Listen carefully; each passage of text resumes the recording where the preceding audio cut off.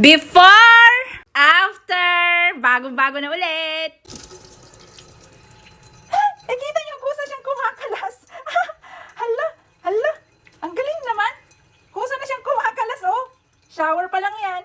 So, bumili nga rin pala ako nito, guys. Yung pot bottom cleaner from Seaways for iron stainless steel glass ceramic pots. Ito nga pala yung nilalagay sa bottom ng mga pots natin para matanggal yung mga mancha. So, ito yung paggagamitan ko nito. So, ito yung 316 na stainless steel na nabili ko, guys, na soup pot. Ay, nakita nyo naman, sobrang ano na niya. So, ngayon, gusto kong matry itong pot bottom cleaner kung totoo bang nakakatanggal siya. Kasi ang hirap nang tanggalin nito kahit anong kuskus ko sa kanya. At ito nga pala yung kasama nung kit, guys. So, pag bumili ka ng ganyan, may kasama na rin palang mga ganito.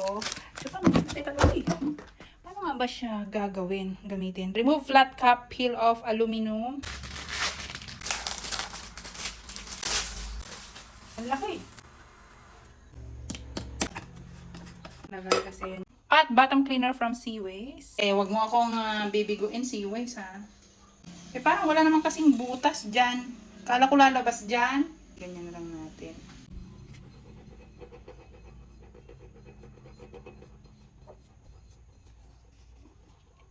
Ay, ano pa dami.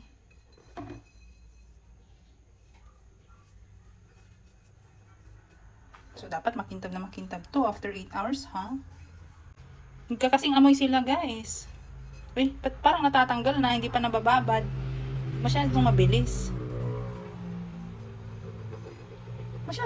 Ibababad ko naman muna, uy.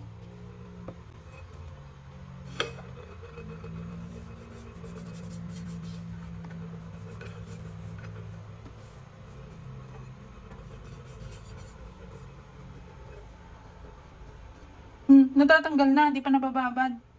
Kasi gusto kong ibabad. Siyempre, susundan natin yung steps. Bababad ko yan, siyempre. So, ito yung ipambababad ko, yung parang shower cup.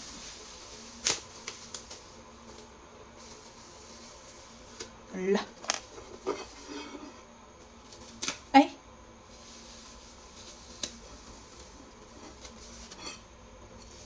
Ay! Okay, let's wait.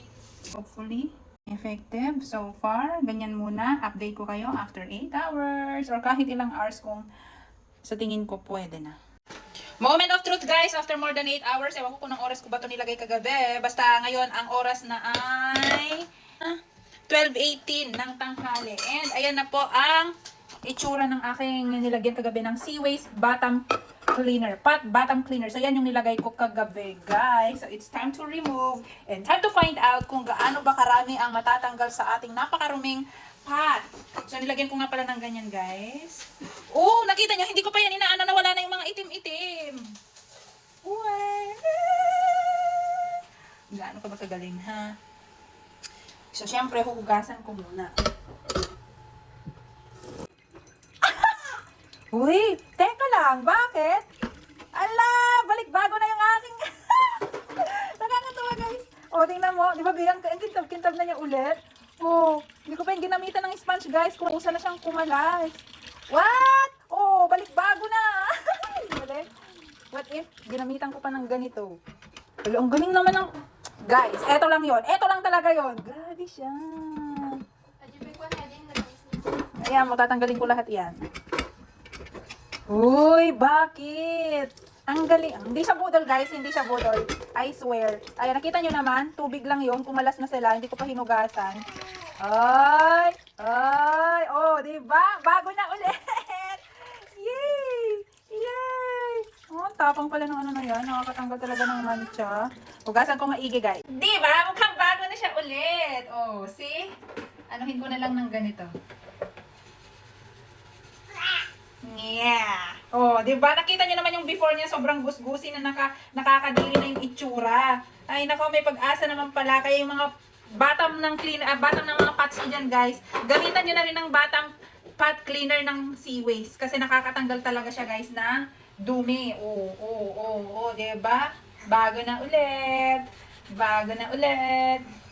Ganito itsura niya nung bagong bili ko eh. Ang bilis lang talagang magkamantya. Kasi yung mga sebo na napupunta dito sa gilid niya, plus nasusunog kasi Ay, bago na ulit ang Tara. Oh, nakita nyo? So, ito na yung after niya. Yay! Ay, pwede na ulit magsalamin. Di ba? After, oh, wala nang itim-itim. Ba, ang galing naman. So, ayan lang naman yung natanggal, guys. Oh, di ba? Kung gusto niyo rin paputiin yung mga kaldero ninyo or ibalik sa dati niyang anyo, hot bottom cleaner from Seaways, guys. Oh, ilalagay ko na lang dito sa aking yellow basket. Check out na. Payday sale ngayon.